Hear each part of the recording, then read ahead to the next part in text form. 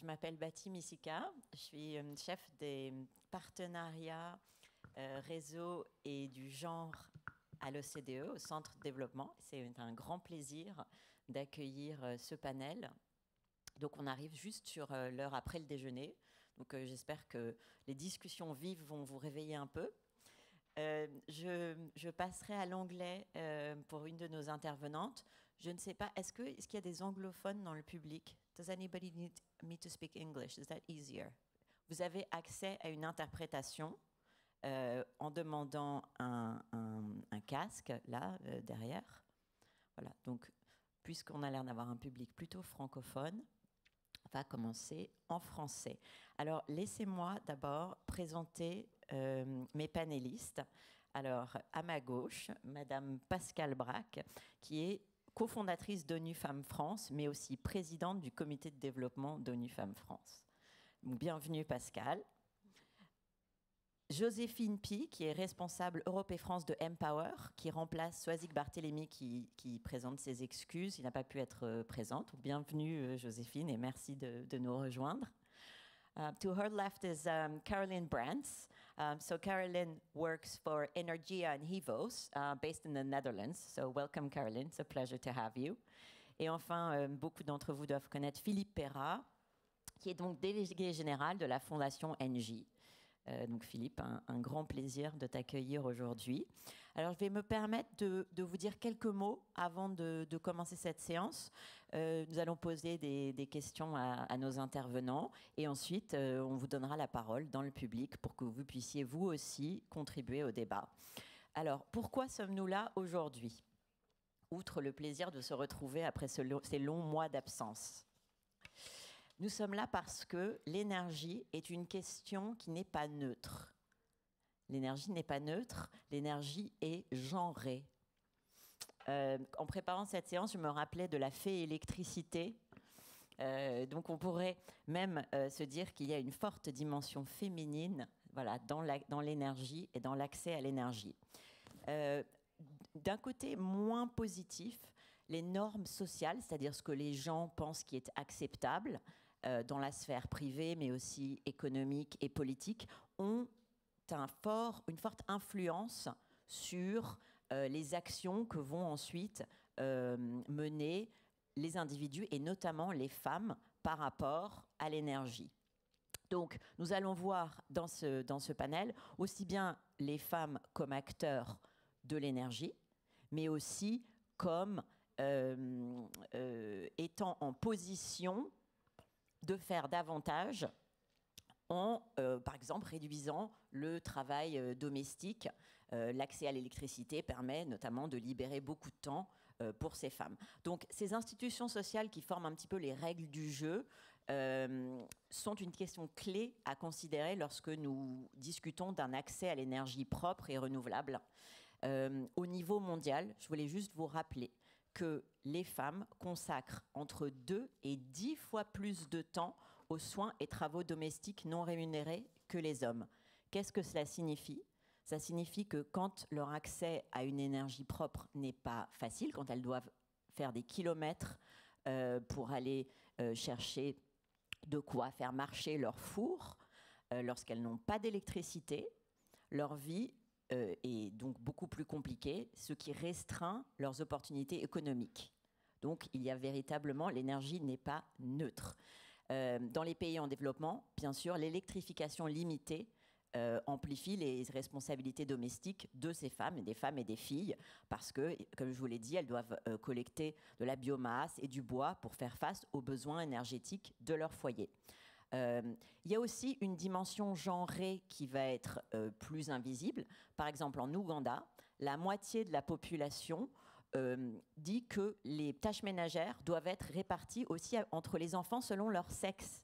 C'est-à-dire, dès l'enfance, les filles sont assignées à aller chercher de l'eau et du bois de chauffage et cuisiner, tandis que les garçons, selon ce que pensent les gens qui est acceptable, doivent être plus impliqués dans la construction et la chasse. Donc on voit d'emblée un paradoxe se dessiner qui est que l'énergie dans le monde, dans les grandes organisations, est aux mains essentiellement des hommes, et les femmes se retrouvent dans une position inégales, avec une division du pouvoir qui est donc très nettement en leur défaveur. Donc nous verrons aussi comment augmenter, faire se développer la participation politique des femmes dans les décisions énergétiques. Donc cette sous-représentation des femmes aux tables de décision, elle ne vous aura pas échappé dans le monde. Juste pour vous donner un chiffre, en juin 2020, il y avait 41% de ministres de l'environnement des pays OCDE qui étaient des femmes, et il n'y avait que 4 femmes en charge des finances publiques.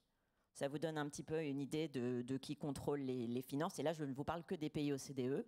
Ces chiffres dans les pays en développement sont encore plus marqués.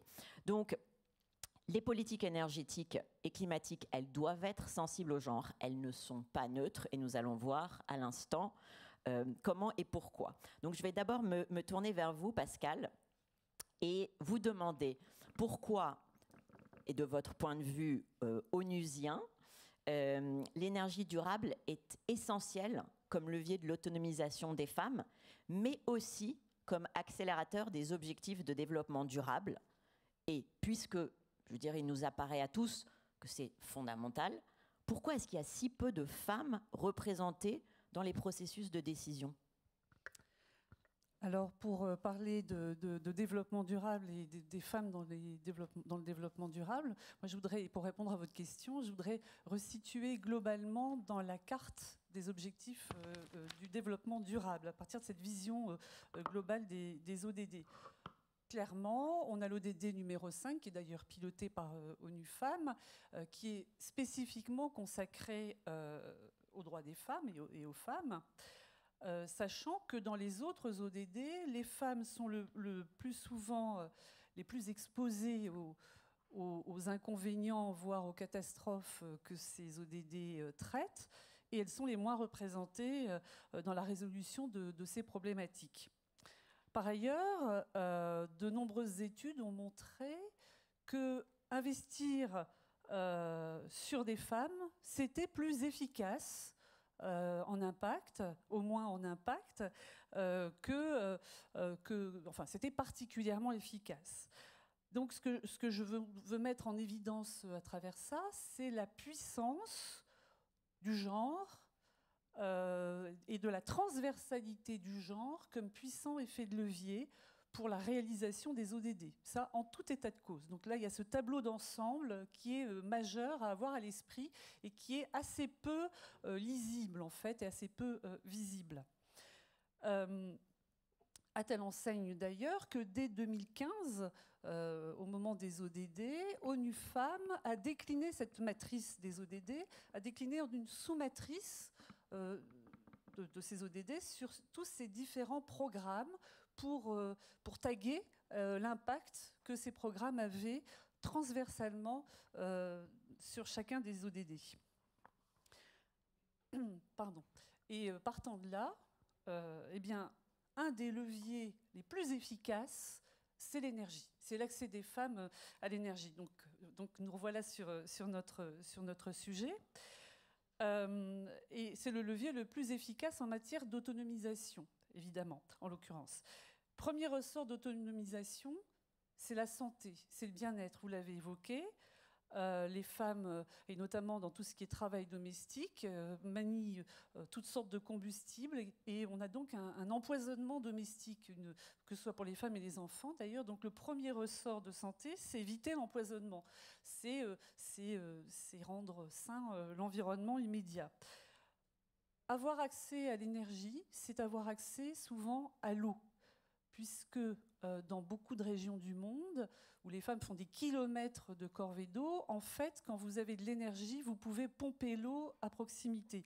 Et donc, avoir accès à l'eau, c'est aussi avoir accès à tous les bienfaits de l'eau, l'alimentation, l'hygiène, la santé.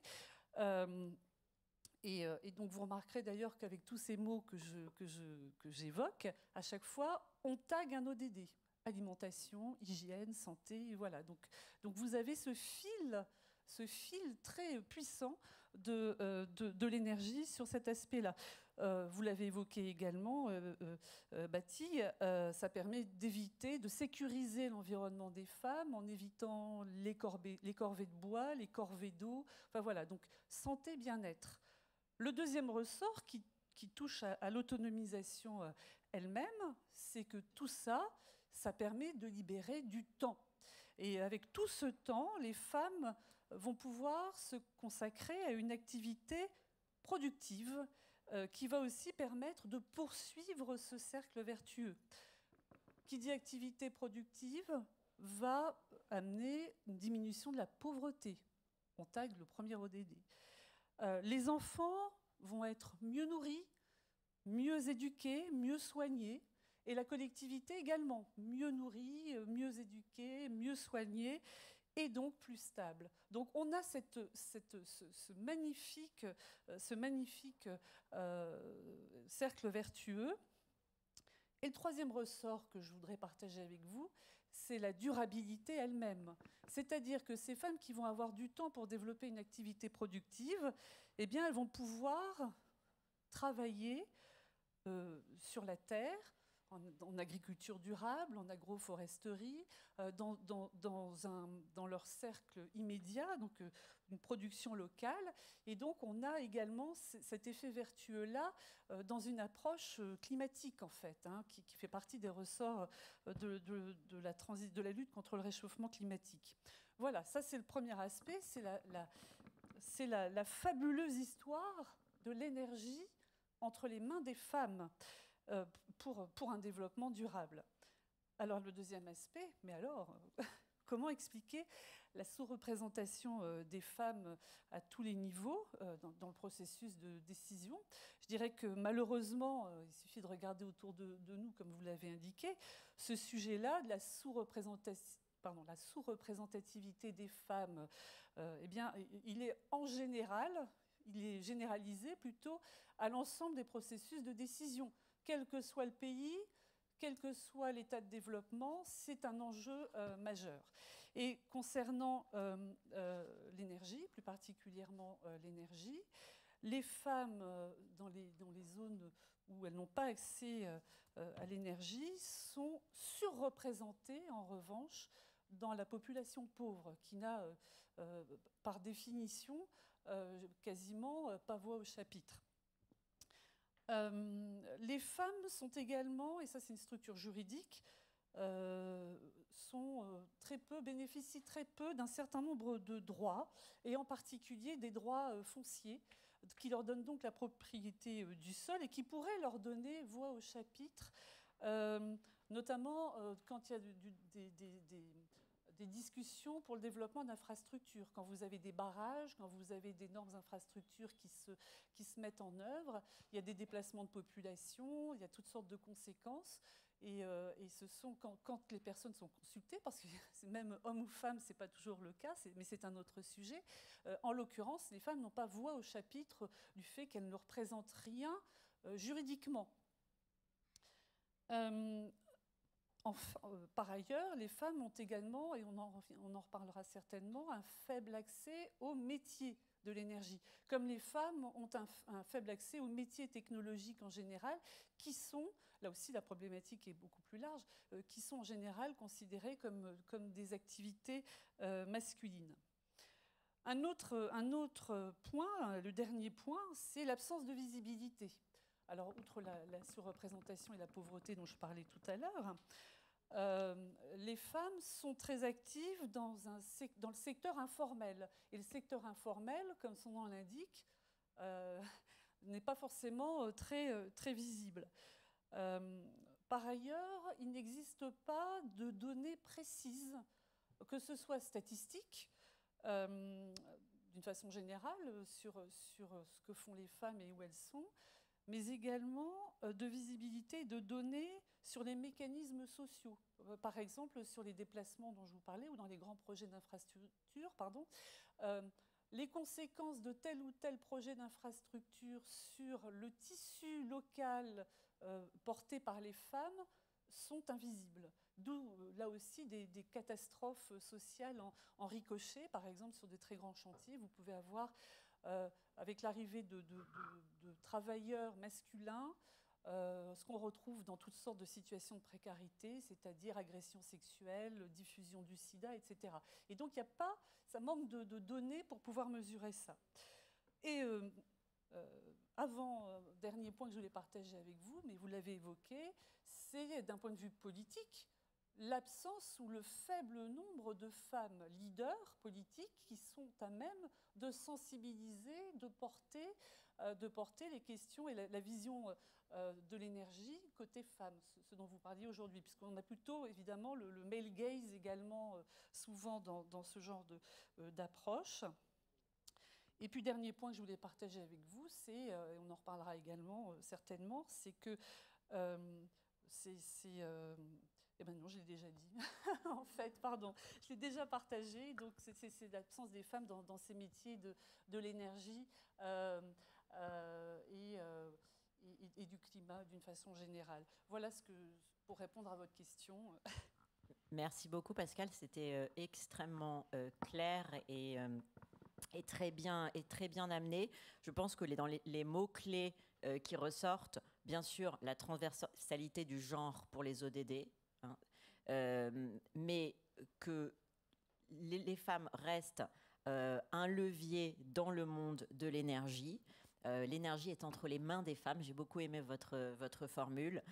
Cette ségrégation aussi occupationnelle dont vous avez parlé, c'est-à-dire l'absence de femmes dans les études d'ingénierie, les amène à être très sous-représentées, et ça vous en avez parlé aussi, et enfin un manque critique de données sur lequel on reviendra ensemble. Alors, je vais me tourner vers vous, Joséphine Pi. Donc, vous êtes responsable Europe et France de Empower. Et donc, je voudrais vous poser un petit peu la même question. Pourquoi l'accès à l'énergie est-il central pour l'autonomisation des femmes à travers le prisme de l'entrepreneuriat? C'est-à-dire, à travers votre expérience à Empower, comment les femmes, notamment les entrepreneuses, contribuent-elles à l'accès à l'énergie dans les pays en développement? Et si vous pouvez nous dire un mot aussi sur les politiques, le terreau qui est nécessaire pour que cet entrepreneuriat des femmes en faveur de l'énergie puisse émerger encore davantage. Oui, merci beaucoup. Bonjour à toutes et à tous. Alors déjà, effectivement, je voulais excuser Swazik qui n'a pas pu être parmi nous aujourd'hui, mais je suis ravie de participer à cette conférence aujourd'hui sur un sujet aussi passionnant. Alors, en quoi, donc la première question est plutôt sur en quoi l'accès à l'énergie permet de contribuer à l'autonomisation des femmes et à l'EDD 5. Je pense que la première réponse, et Pascal l'a extrêmement bien montré, tient dans la transversalité des objectifs du développement durable et dans le fait qu'on ne pourra pas atteindre l'égalité des sexes si, par ailleurs, le DD7, donc qui concerne l'accès à une énergie propre à un coût responsable, n'est pas atteinte. Donc voilà, c'est peut-être le premier élément de réponse avec la démonstration que nous a fait Pascal sur l'accès à l'éducation, l'accès à la santé, l'accès à un emploi décent, qui est largement conditionné. Pardonnez-moi, Joséphine, est-ce que vous pourriez parler juste un petit peu plus doucement parce qu'on a une interprétation simultanée. Pardon. Et que non mais on a tous. Moi, je me fais violence pour essayer de parler doucement. Pardon, j'avais pas cette information, désolée. Je vais essayer de parler donc un peu plus doucement. Et alors, ce que j'ai trouvé intéressant aussi, c'est que quand on s'intéresse à l'ODD 7, c'est peut-être un sujet qu'on a moins évoqué, mais l'ODD 7 est vraiment à différentes approches, à la fois sur l'accès à l'énergie, sur l'efficacité énergétique et sur le développement des énergies renouvelables. Et je pense vraiment que c'est sur cette partie de développement des énergies renouvelables que tient la clé aussi de l'autonomisation des femmes. Pour plusieurs raisons. La première étant que le changement climatique, le dérèglement climatique impacte en priorité les femmes. Ça a été montré et démontré, les femmes sont au premier plan du changement climatique pour plusieurs raisons. Parce que c'est celles qui sont en priorité en situation de pauvreté, parce que ce sont aussi elles qui assurent les tâches domestiques. Et donc, prendre en compte cet enjeu d'énergie propre et de transition énergétique a aussi un impact sur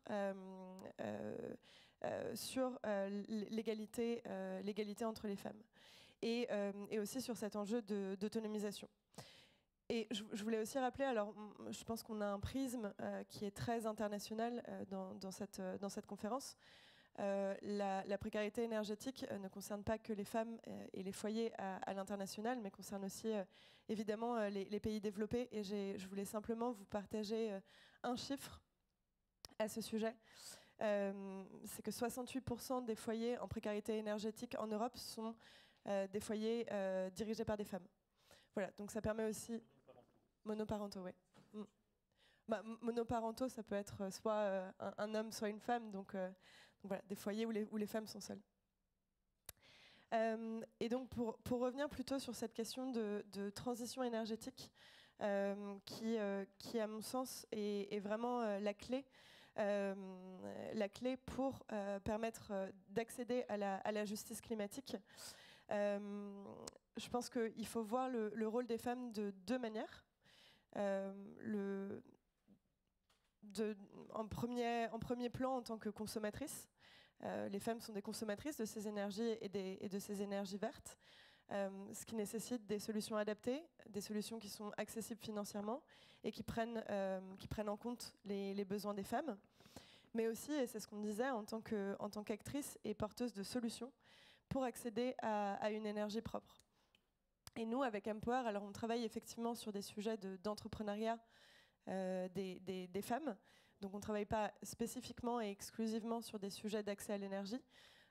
Par contre, cette question justement de comment est-ce qu'on peut permettre aux femmes d'être actrices de cette transition énergétique, c'est évidemment un sujet qui nous concerne au plus haut point.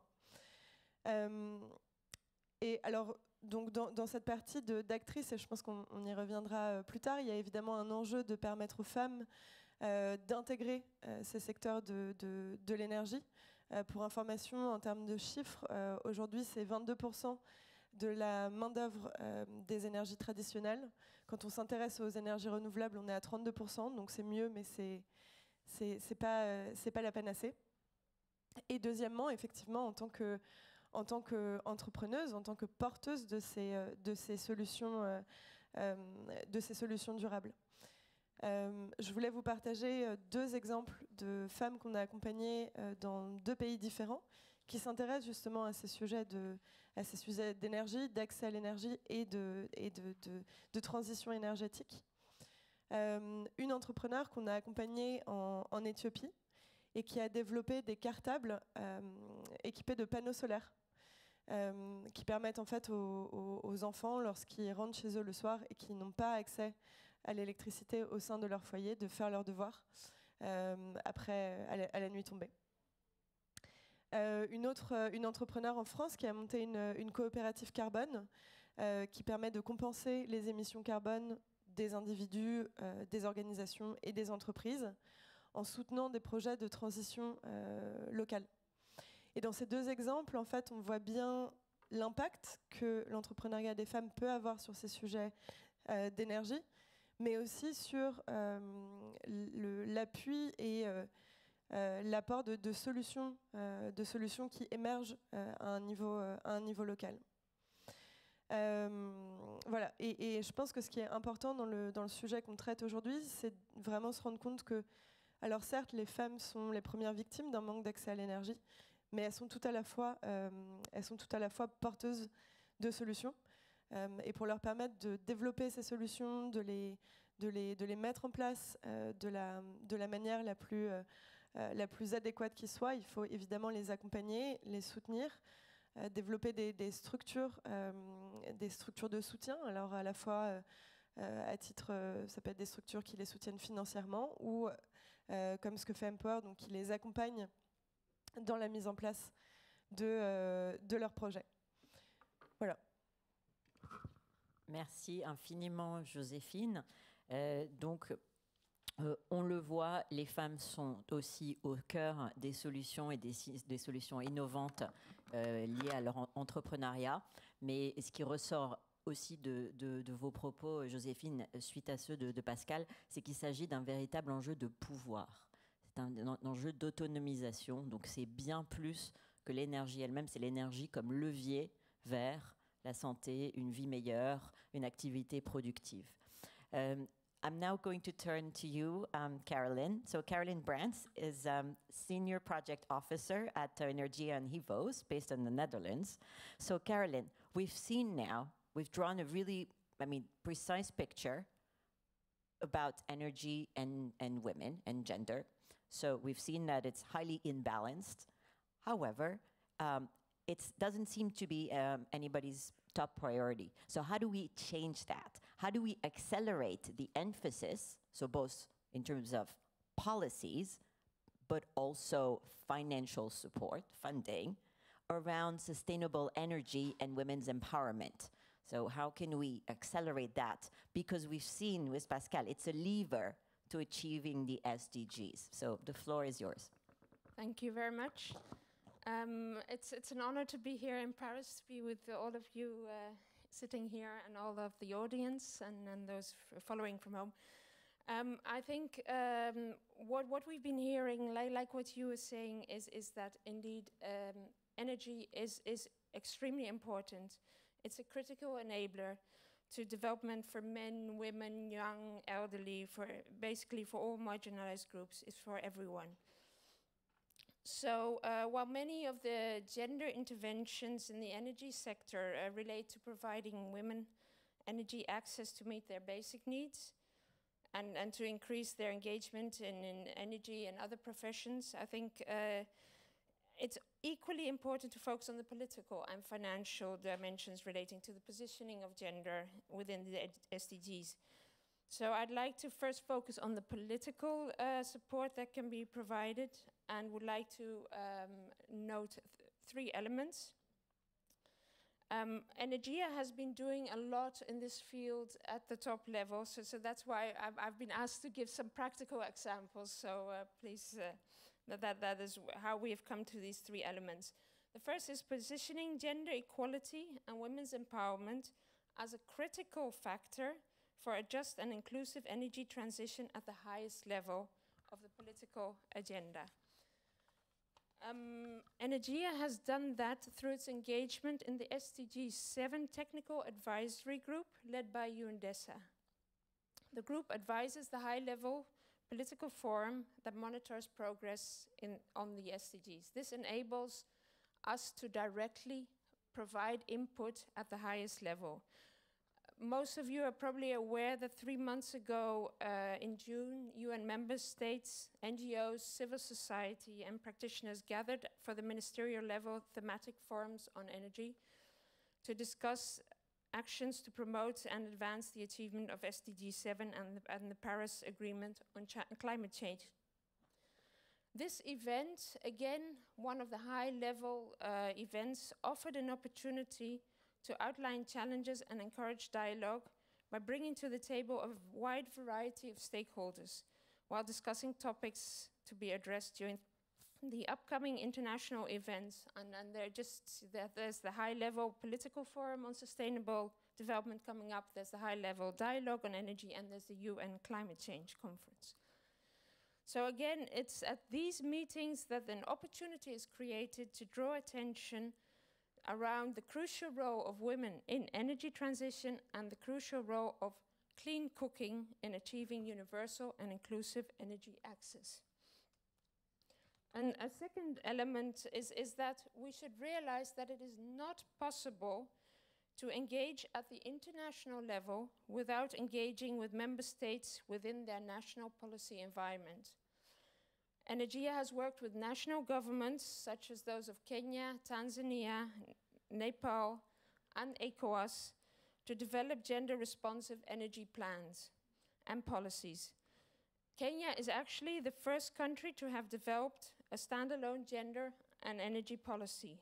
The policy provides a solid base for future implementations, offers routes to development, and encourages mainstreaming of a gender perspective in the energy sector. However, if these plans do not make it to the highest level, it will not mean much. So what also has to be created is an opportunity for these plans, these good things developed at the national level, to be shown, reflected at a higher level.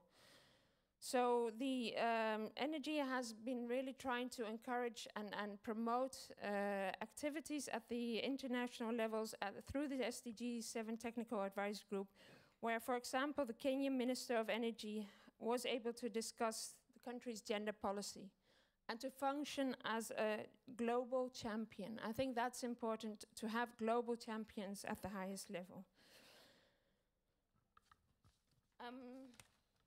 A third element I just briefly want to touch is, I think, and probably most of you agree, that it's important to engage the women's groups as a collective voice and to let women speak out for themselves. And that has already been touched upon briefly.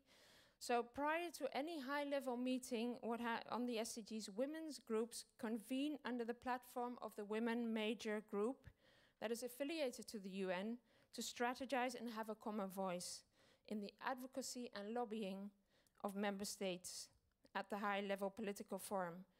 It is also through this path, in the past 25 years, Energia has managed to move itself up and to be a recognized player now at the international level.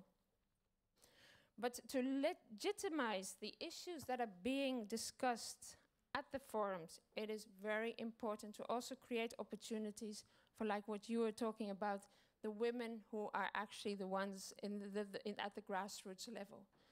So what we try to create opportunities for them to speak out for themselves, because that is what we really need. I mean, what we hope for is that more and more women become empowered, become confident, and have the opportunities to speak out for themselves at the highest level.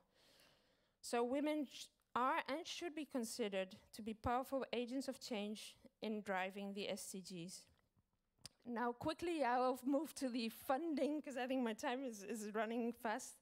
So how can we attain increased funding support around sustainable energy and women's empowerment?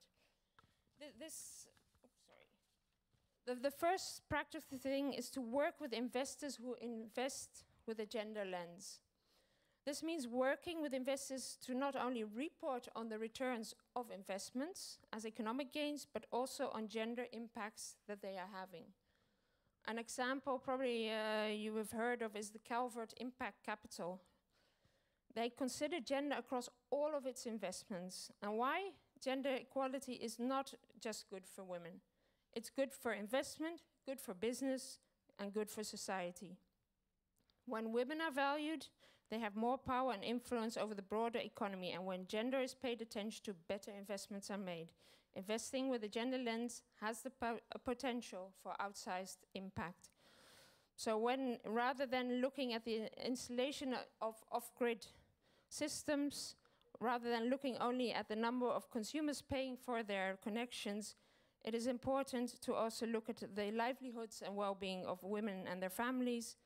It's also to look at the opportunities for investing in productive use of energy, reducing their time poverty and drudgery, and facilitating girls' education. A second funding option is tap into public funding. Addressing gender inequality in energy is a development and a human rights issue. So it's equally important for governments to dedicate public funding and to gender and energy investments.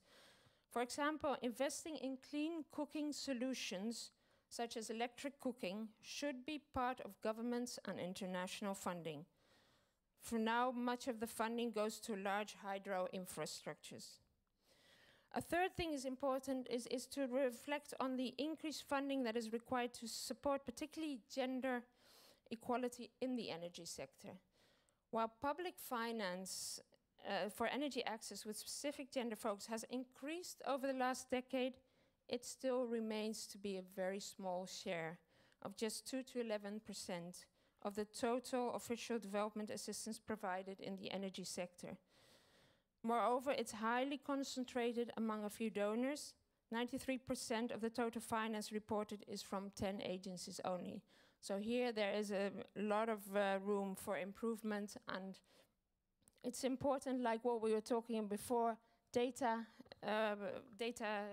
data on these kind of things is extremely important. Coming to my final 2 points, I think it's also extremely important to have the development of an accountability system. So in order to really accelerate greater commitments, an accountability system should be developed where we monitor and are transparent to what we commit to, and ensure that these commitments, including those agreed under the SDGs, are translated into real investments. What we see is a lot is happening, a lot is being developed at national, international, regional levels, but we really need to make sure that what is committed is actually done, and we need to see what the impact is of those actions.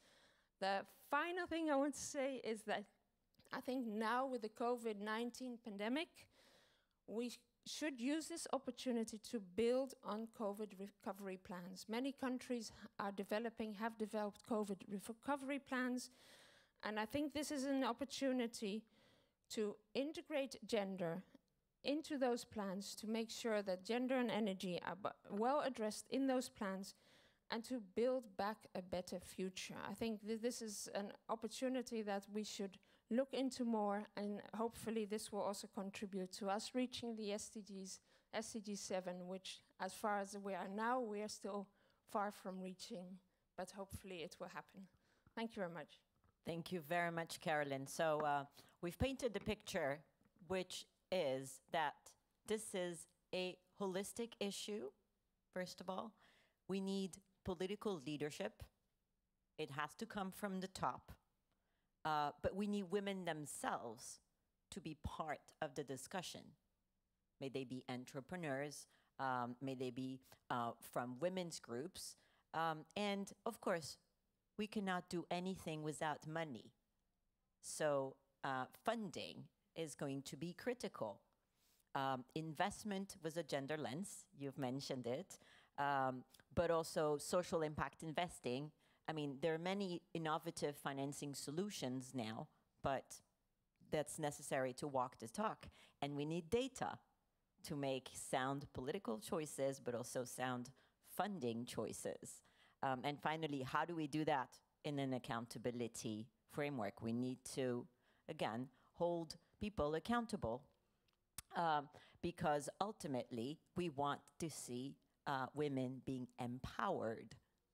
And so that all of us can have, a better life. So, with that said, permettez-moi de me repasser au français, de me tourner vers Philippe.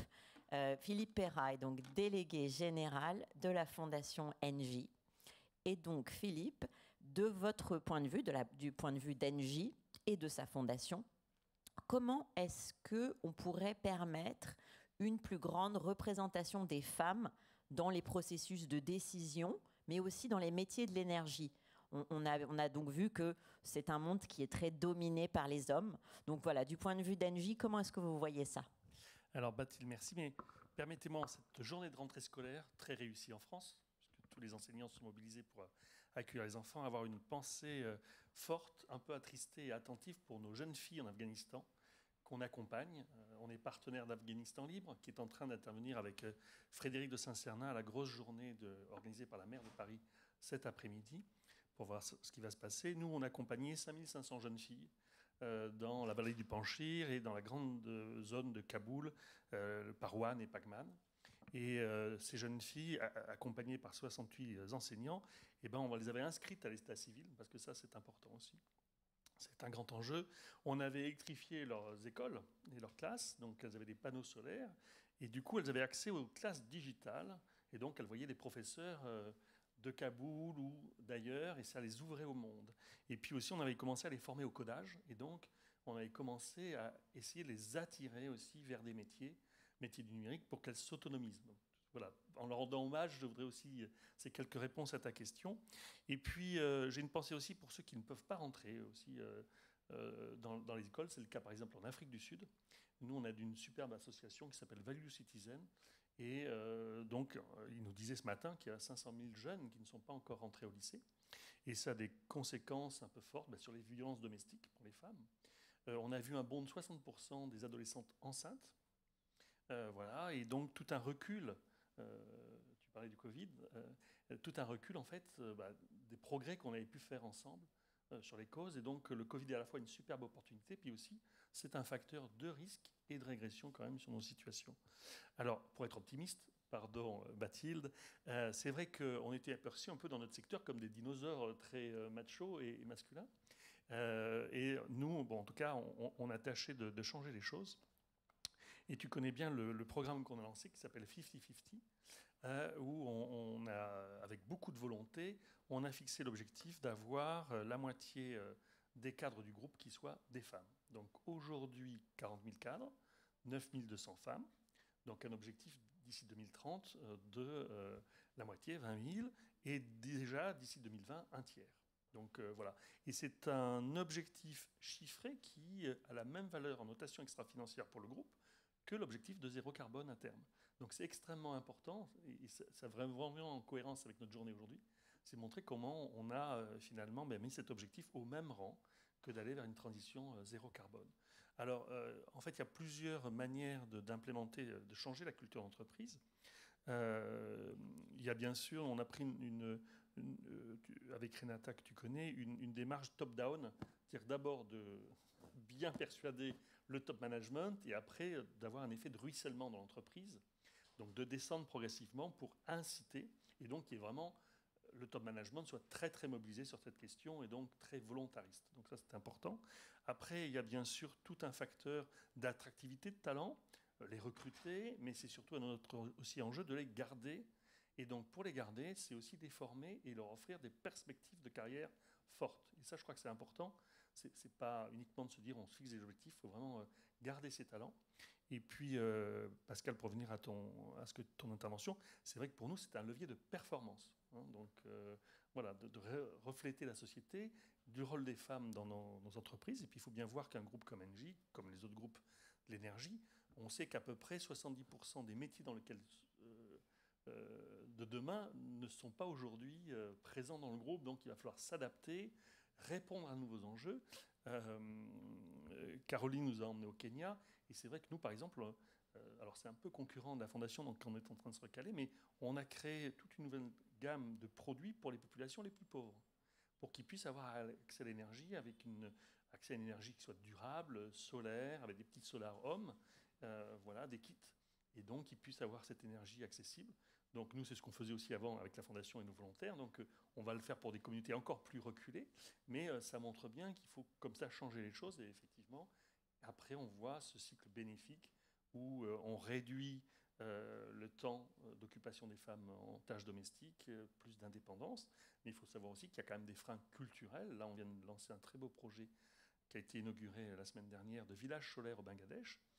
Donc, c'est tout un village qui va être zéro carbone. Voilà. Mais on voit bien qu'on forme des techniciens parasolaires. Aujourd'hui, il y en a 0 femmes. Mais on a réussi quand même à former 1500 femmes à l'entretien quand même de leurs petits équipements. Donc, elles commencent à s'y intéresser. Et on voit qu'il y a moins de réticence aussi culturelle. Donc, c'est important. En fait, c'est des chemins longs, on s'aperçoit. Il y a des freins culturels. Et donc, ça, c'est important d'œuvrer là-dessus. Et puis, comment aussi on change les choses. Par exemple, nous, on avait des volontaires qui prenaient sur leur temps de vacances pour électrifier des écoles en brousse ou des hôpitaux. Désormais, toutes les missions sont constituées de 30% de personnel féminin. Voilà, mais ceux qui sont coachés, encadrés. Et donc, ça a une valeur d'exemple parce qu'elles diffusent, elles revendiquent. Et puis, on s'est aligné sur 50-50, c'est-à-dire que 2030, elles seront 50% dans les missions. Donc voilà un peu toutes les pistes.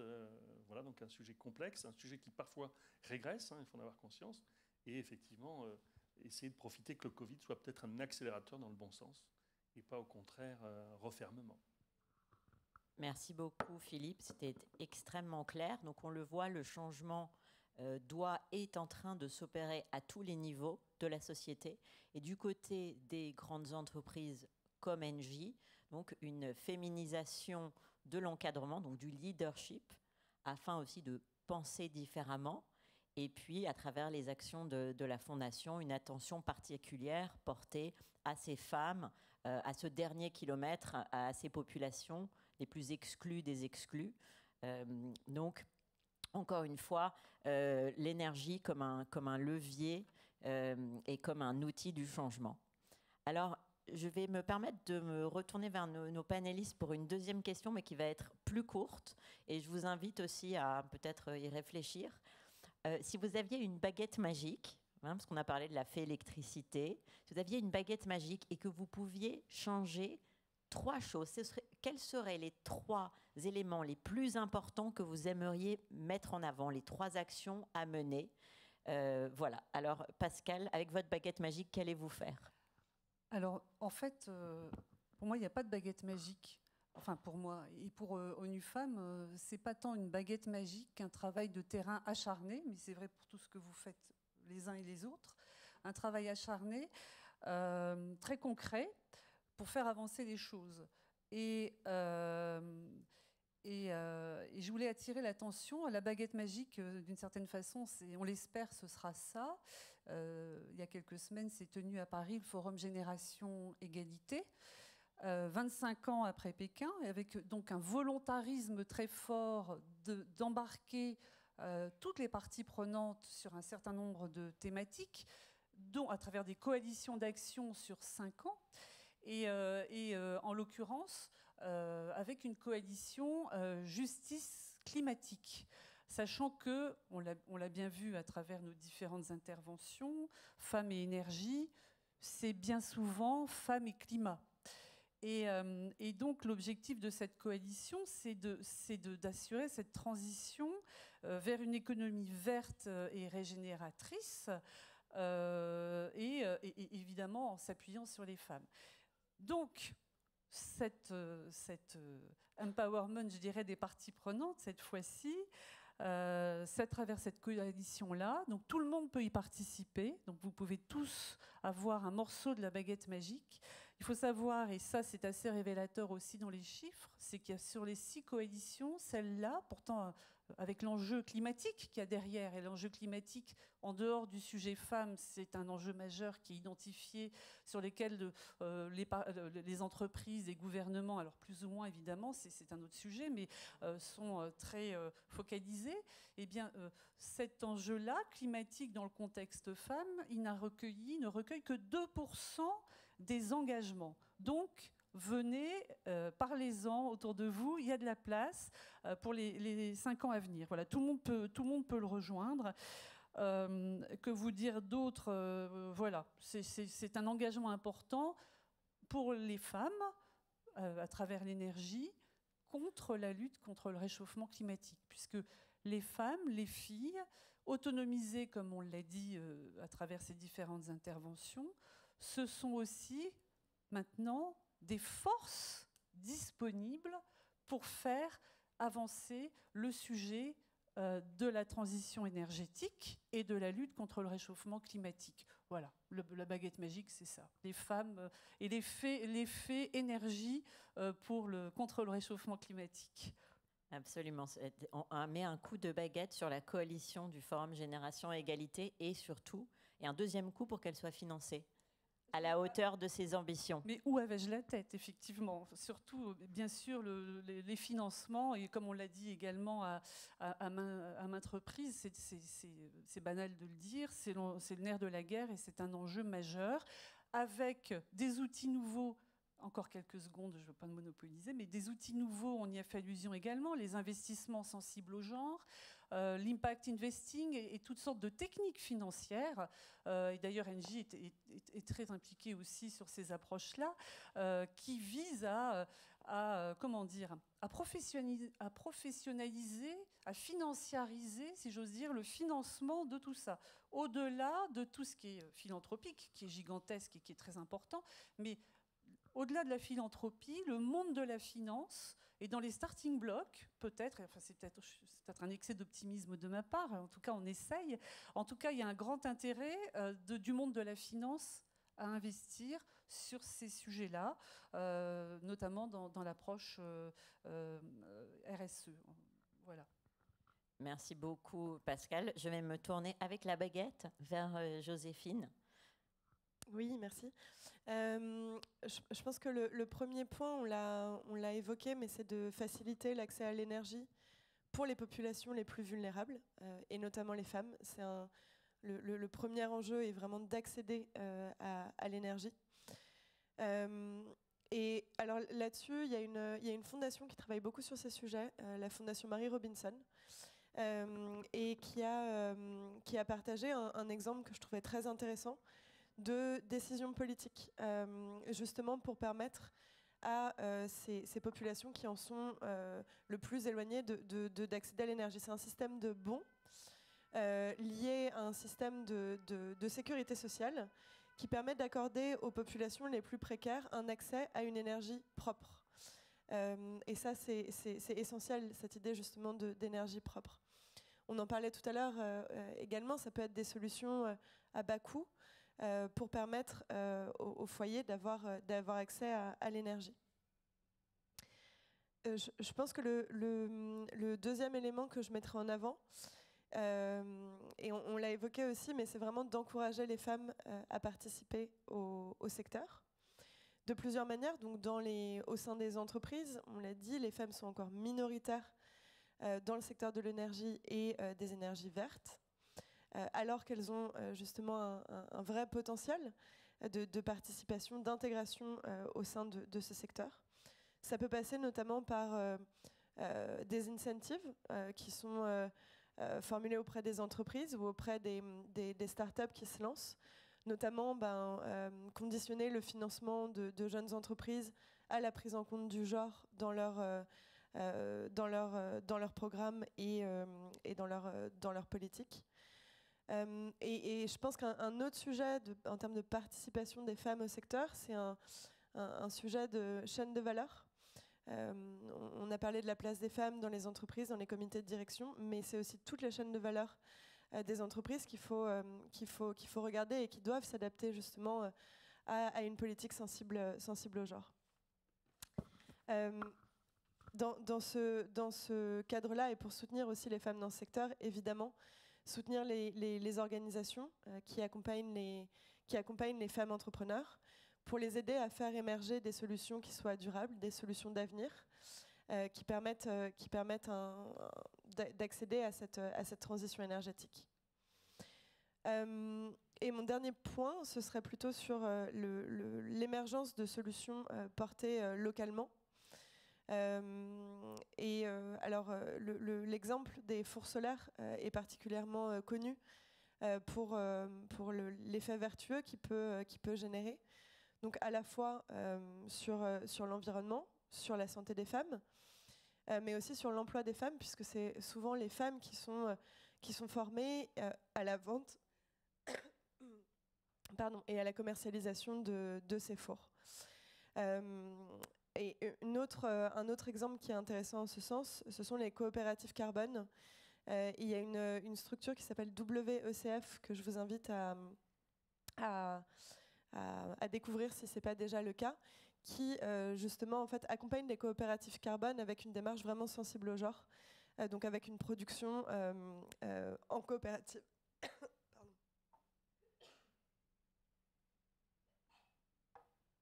Désolée. Voilà, donc ces coopératives carbone qui sont également un très bon exemple.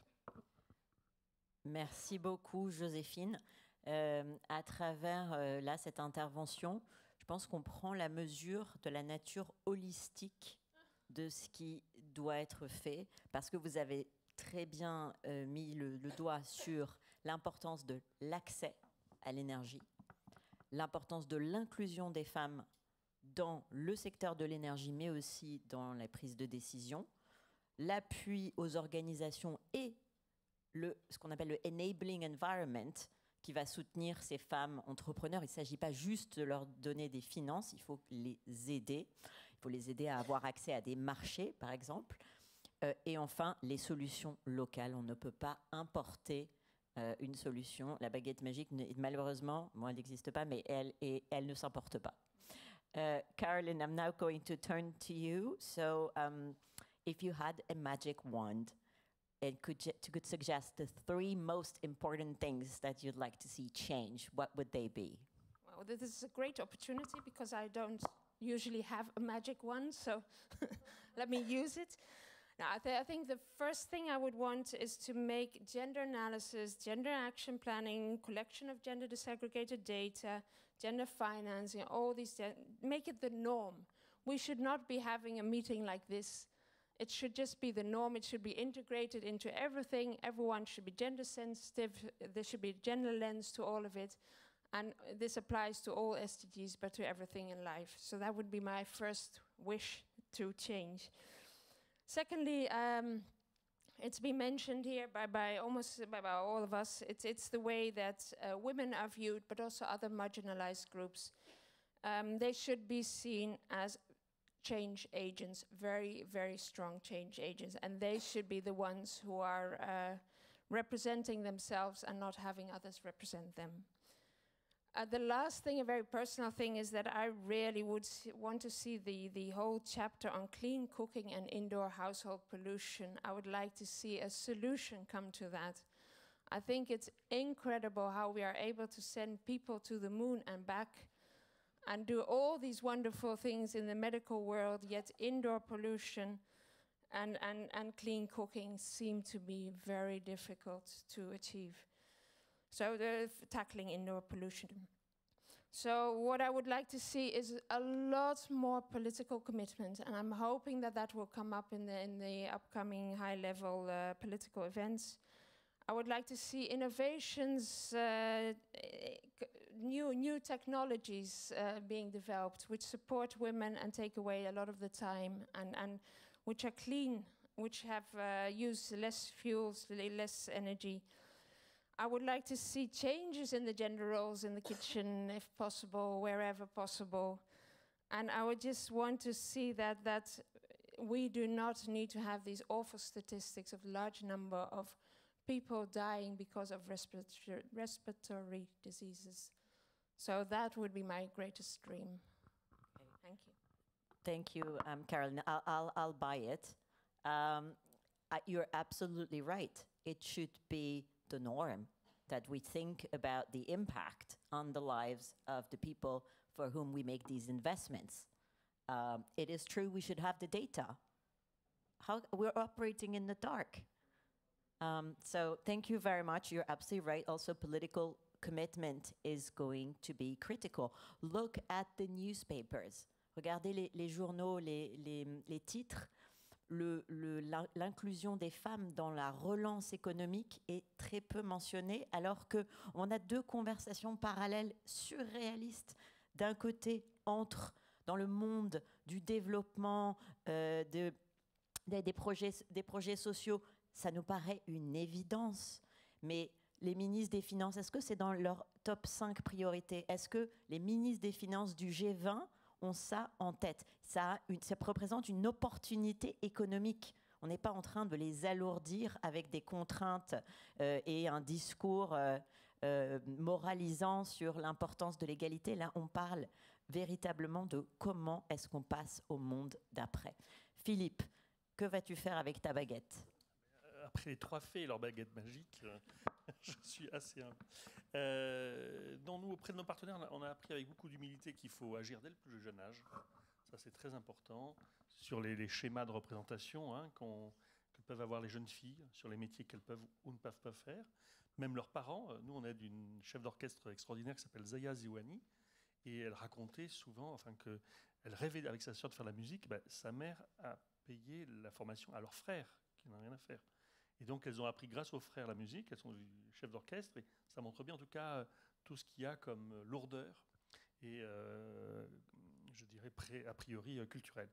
Il faut aussi, pardon, c'est un peu peut-être loin de l'accès à l'énergie, mais c'est important de lutter contre les violences. Parce que ça, c'est un sujet, malheureusement, on s'aperçoit qui est très fort. Nous, en tout cas, dans les populations qu'on aide, en Afrique du Sud, c'est 37% des jeunes filles qu'on accompagne ont subi un traumatisme, en tout cas une émotion qu'il faut réparer. Quand on a accompagné le film Yann Arthus Bertrand, ils ont auditionné 2000 femmes à travers le monde. Il n'y en avait pas une qui n'avait pas été concernée par la question de la violence. Donc ils avaient même été un peu surpris en se demandant s'ils ne refaisaient pas le film autour de cette question, parce que dans tous les interviews à la fin, une fois qu'ils étaient en confiance, il y avait un traumatisme qui sortait. Donc on voit quand même que c'est une question forte. Et puis après, moi je suis d'accord avec mes 3 faits, c'est-à-dire que la question de l'inspiration du modèle est extrêmement forte. D'avoir des modèles positifs qui du coup guident les jeunes filles vers cette réussite, c'est très très important. Et donc nous on essaie d'accompagner le programme un peu Inspire pour trouver des personnalités qui vont donner envie aux jeunes filles d'aller vers les voies. Donc on a un joli programme qui s'appelle J'apprends l'énergie en France par exemple. Donc on envoie des techniciennes, des femmes qui vont dans les écoles pour dire, vous voyez, on est dans un groupe d'énergie, vous pouvez venir aussi, vous pouvez aussi vous épanouir dans ces métiers-là. Et voilà. Donc voilà ce que je tâcherai avec ma petite baguette magique tous les jours de faire. Eh bien, j'espère que tous ces souhaits vont s'exaucer. Philippe, tu as souligné donc, la dimension importante d'autonomiser les jeunes, de les accompagner, mais aussi un accompagnement plus ciblé en rapport avec les métiers de l'énergie. Donc, on situe vraiment ce débat dans l'autonomisation des femmes de manière générale, parce qu'on ne peut pas l'aborder que par le biais de l'ODD 7. Ce n'est pas possible. Donc, je pense que nos intervenants ont brillamment montré que ces silos doivent être effacés lorsqu'il s'agit de repenser l'accès à l'énergie comme un moyen d'autonomisation des femmes. Et donc, sur ces bonnes paroles, je voudrais ouvrir le débat avec vous dans la salle. Alors, j'imagine on va vous faire passer un micro. Donc, ce que je vous demanderais, c'est donc de vous présenter, de rester concis pour laisser aux autres aussi l'opportunité d'intervenir. Si vous avez une question particulière à poser à un intervenant, n'hésitez pas. Sinon, nous allouerons la parole à notre panel pour vous répondre. Est-ce qu'il y a des questions ? C'est timide. C'est la reprise post-Covid.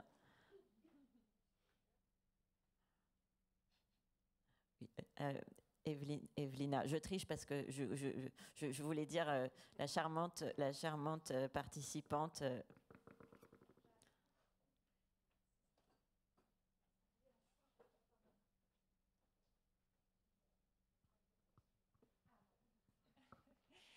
Bonjour et merci beaucoup pour ces panels, c'était vraiment très très intéressant.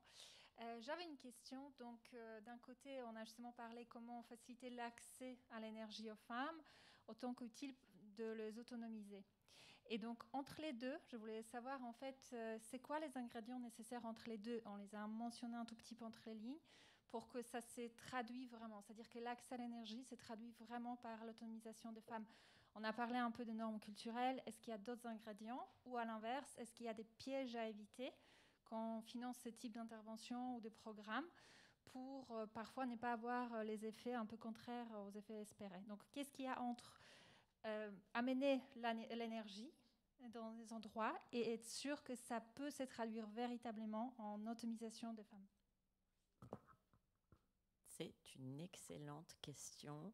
Est-ce que j'ai un volontaire pour y répondre? Je sens que Pascal est prête. Je vais essayer. Vous avez des programmes, donc alors ONU Femmes, je vous ai à chaque fois fait des présentations assez globales, mais ONU Femmes travaille, comme je le disais, de façon très très proche du terrain, proche des associations et donc très très concrètement. Et j'espère que ça va répondre à votre question sur un certain nombre d'exemples, notamment le développement de coopératives, c'est-à-dire qu'une femme n'est pas autonomisée toute seule, c'est la communauté qui l'est.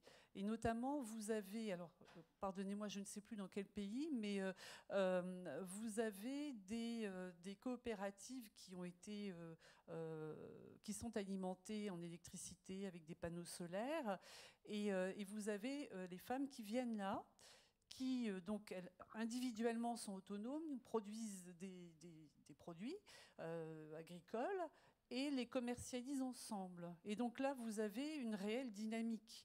En fait, elles se consolident mutuellement, en quelque sorte, et ça correspond à cette dynamique collective dont je parlais tout à l'heure, en fait. C'est vraiment ce mouvement qui va au-delà des femmes et qui font qu'elles sont de tels leviers de progrès quand elles ont l'énergie. Voilà, c'est un exemple. Les normes sociales que tu as évoquées, Evelina, jouent évidemment un rôle très important. Nous, à travers le projet de l'OCDE, du SIGI, nous regardons ça avec beaucoup d'attention parce qu'effectivement, si la communauté dans son ensemble, pas seulement les hommes, si la communauté pense qu'il est dangereux, par exemple, pour une femme d'avoir accès à un smartphone, qui pourrait lui avoir été confié pour voir en temps réel le prix, les cours des matières premières, parce qu'on ne veut pas qu'elle ait accès à des hommes, on ne veut pas qu'elle communique en dehors de la communauté. Effectivement, l'intervention a peu de chances d'aboutir. Donc, encore une fois, on est sur des interventions qui vont être multi-entrées, sur lesquelles il faut avoir effectivement une approche plus holistique. Je ne sais pas si une d'entre vous souhaitait aussi intervenir.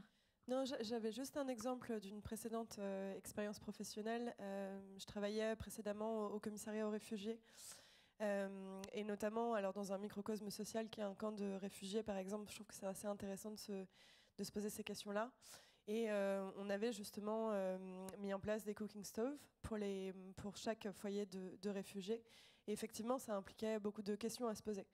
De former les femmes, de les impliquer dans la prise de décision, de faire en sorte que ce ne soit pas un double burden pour elles.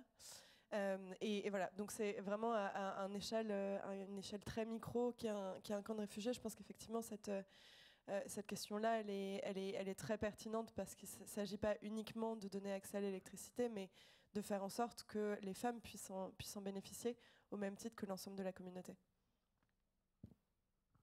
Est-ce qu'il y a, je vois une autre question, on va peut-être prendre... là, we're going to take a couple more questions. Monsieur devant.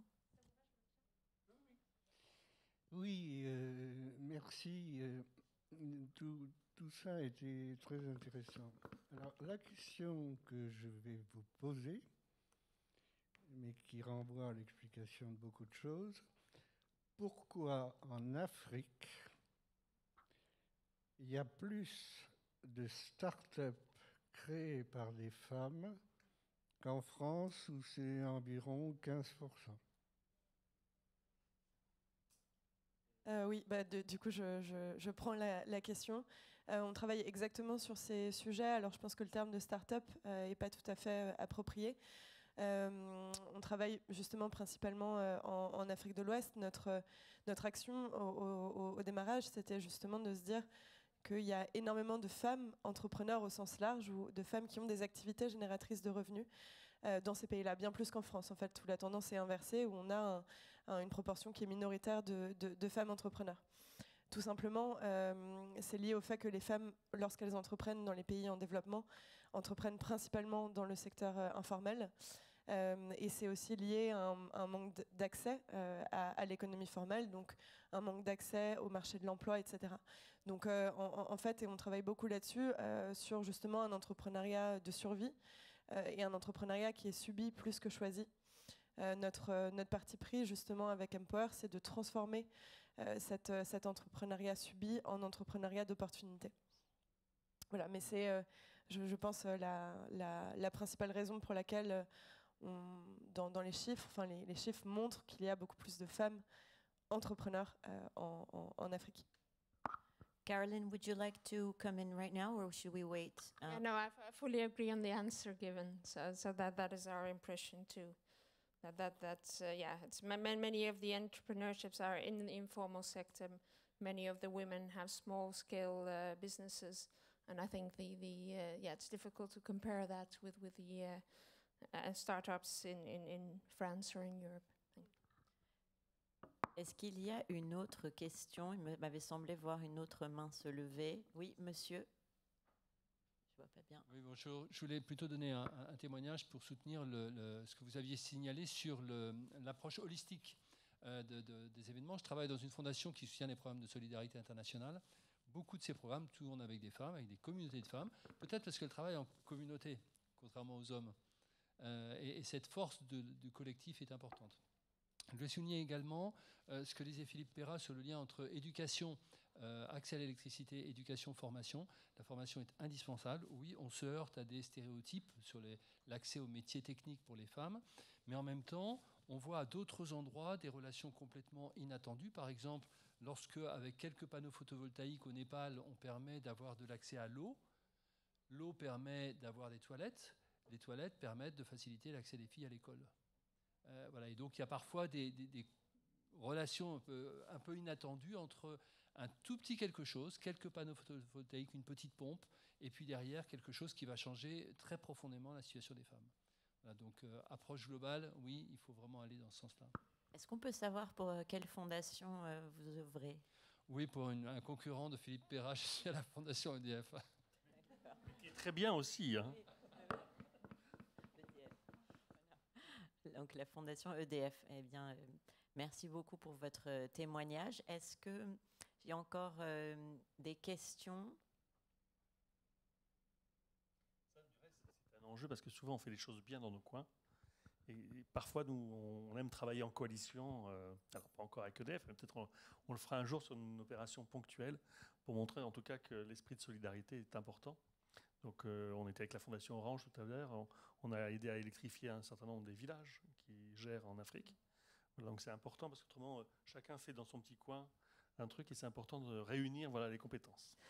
Alors, je ne peux manquer, en tant que représentante du jour pour ONU Femmes, de signaler qu'ONU Femmes travaille bien volontiers avec de belles fondations comme les vôtres et sur de belles actions comme celles que vous faites. Donc, et je reviens avec ma coalition Justice climatique, effectivement, mais il n'y a pas que ça. Il y a vraiment le fait d'aider, accompagner le travail considérable qui peut être fait par chacun dans son coin pour peut-être mutualiser ses forces. Voilà ce que je me permets de rajouter. Merci beaucoup, Pascal. Est-ce qu'il y a encore une question? Nous avons encore quelques minutes. Soyez pas timides. Les opportunités comme ça, il n'y en a plus beaucoup.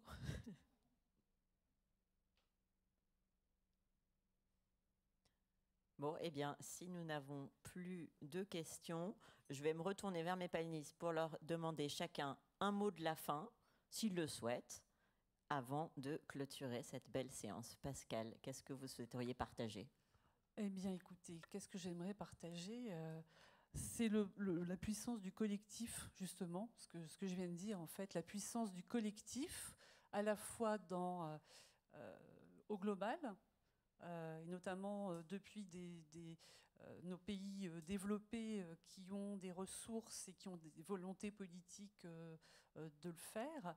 Et puis le partage aussi sur le terrain, puisqu'il y a un exemple dont je vous avais parlé et que je trouve tout à fait touchant, de femmes qui ont été formées, de femmes africaines, âgées, illettrées, qui ont été formées à installer, à réparer des panneaux photovoltaïques. Donc non seulement elles l'ont fait dans leur zone géographique, elles ont formé d'autres femmes, donc toujours cette proximité, cette solidarité.